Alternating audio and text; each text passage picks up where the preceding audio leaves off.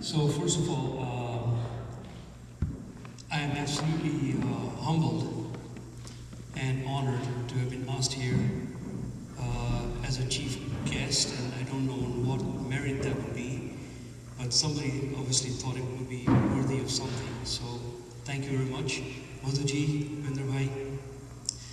And just as a side note, absolutely impressed by the fact that Upendraji managed the whole speech without any notes, especially when there's numbers involved. I have a tough time remembering dates, so very well done, sir. Thank you. Thank you for inviting us on this occasion of the celebration of Vijaya Dasami. Of course, the triumph of good over evil, which is the basic reason that we celebrate Dasara, yes? Something to do with the 10 heads, I don't know, but Dasara falls on the same day. Nevertheless, it's obviously a good thing, and I do appreciate it. So before I get into any of the prepared stuff, which I started to forget watching all these different Priyadarshans that everybody was doing because they were so engrossing. Really, really impressive. A couple of observations. I very much relate to all of the manners and mannerisms that are involved here, simply because they are I'm sure you'll agree, in some way military. This induction, turn around and turn left and turn right and go this way and go that way. And Vibhag did a wonderful job managing all the large numbers of people and making room in the middle and all that sort of thing. So that's very military. We used to call that close order drill. When you do attention and right face and forward march and all that sort of thing. So yes, I certainly relate. Speaking of military, you got a bit of an idea of my general background, but just a quick question. How many people are aware of the United States Marine Corps in general? Any details? Okay, a few people. So just a little bit of information. The Marine Corps is obviously the toughest and hardest to get into service out of all of the services. It is the smallest service. Well, until recently it was. The Coast Guard actually is smaller. The Coast Guard is part of the Department of the Transportation. It's not part of the Department of Defense. But in any case, it's the smallest service and therefore the toughest to get into. And out of all of the Marines that we have, even fewer of them are officers, so it's even harder to become an officer in the Marine Corps. And I'm not saying that because I managed to get into the Marine Corps as an officer or anything like that. It's just the fact that it's something to aspire to. And as part of the Department of the Navy, we're too small to have our own department, so we follow the Department of the Navy. The Marine Corps is essentially responsible for the short-term projection of power of overseas.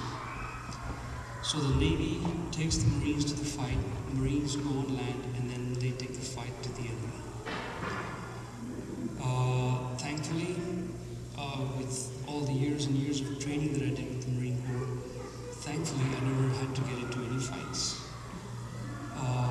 It's kind of like, in many ways, it's like network troubleshooters, right? You want to be really good at being a network troubleshooter, but you hope you never have to go figure out what that problem was. Why did the server break? And the same thing with physicians, perhaps, right? You train very hard to heal people, but you hope that you never have to heal people. Same sort of thing. We train very hard to fight, hoping that we never have to fight. Now, in my case, like I said, thankfully I never had to go anywhere. But just a little bit about the Marine Corps, so okay, that's that. A little bit about my background. Not from the standpoint that it's of any importance in and of itself, but from the standpoint that it points to a general sort of effort that we as an Indian community sort of partake in wherever we go. Indian diaspora everywhere, right? Almost every country has an Indian group and Indian group. I've never lived in India. I have lots of family in India. My wife, her family is from India. But I've never lived there. I was born in Africa. Idi Amin kicked my family and the rest of the Indians out in the early 70s. We went to the UK, stayed there for a little while. Well, lived there for a little while. I finished my undergrad over there, and then the family moved to the States. We've been in the States since then. But the last person that really, I guess, lived in India in my family on my father's side would be my grandfather. And he left India at the turn of the previous century, 19 something.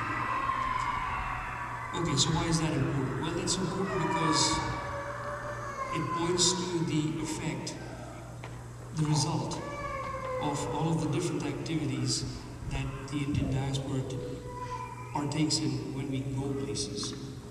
All of these things that you're doing here today, absolutely impressive. Look at all those right there, all that noise. Okay, those are kids that when they're going to grow up, they're going to carry forward our culture.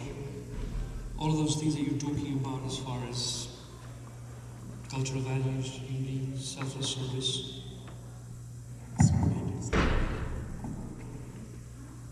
They should be glad. Now you'll suffer. Point being is that these are the things that they remember, all those things that the song stands for, all the good things. And then you practice these how? Through the cultural events, community service, and just in general the things that benefit society, correct? And that kind of brings it back to this whole idea of this fight between good and evil and finding one's path through dharma, which is what the Ramayana teaches us, correct? Doing it through dharma. Do your dharma, do the right thing, and everything else will take care of itself.